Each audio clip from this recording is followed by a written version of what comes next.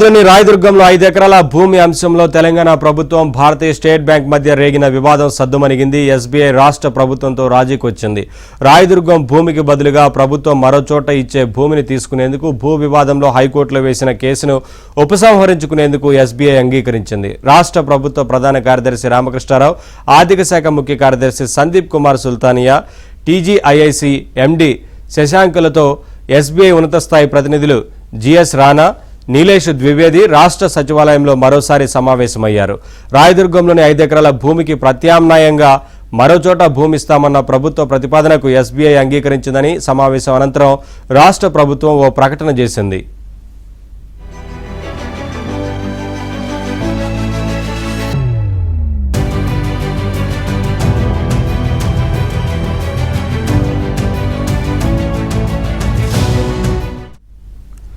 Rayadurgam knowledge సిటీలో 2.5 ఎకరాలు లేదా ఉస్మాన్ నగర్లో 2.5 ఎకరాలు లేదా భారత్ ఫ్యూచర్ సిటీలో 10 నుండి 15 ఎకరాలు ఇచ్చేందుకు సిద్ధమని ప్రభుత్వం ఇప్పటికే తెలిపింది. దీనికి అంగీకారం తెలిపిన ఎస్బీఐ ప్రతినిధులు బోర్డు ఆమోదం తర్వాత తదుపరి చర్యలు తీసుకుంటామన్నారు.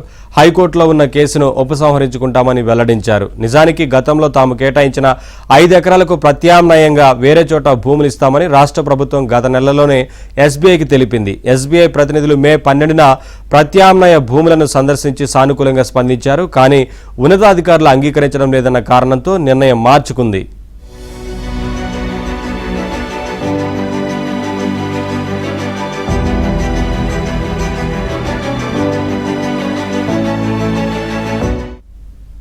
రాయదుర్గంలోని సదరు భూములను ప్రభుత్వం వేలం వేయగా ఎకరాకు 237 కోట్ల ధర పలికింది. ఆ తర్వాత సదరు భూములు తమవేనంటూ ఎస్బీఐ హైకోర్టును ఆశ్రయించింది. దీంతో ఎస్బీఐ తీరుపై రాష్ట్ర ప్రభుత్వం తీవ్ర ఆగ్రహం వ్యక్తం చేసింది.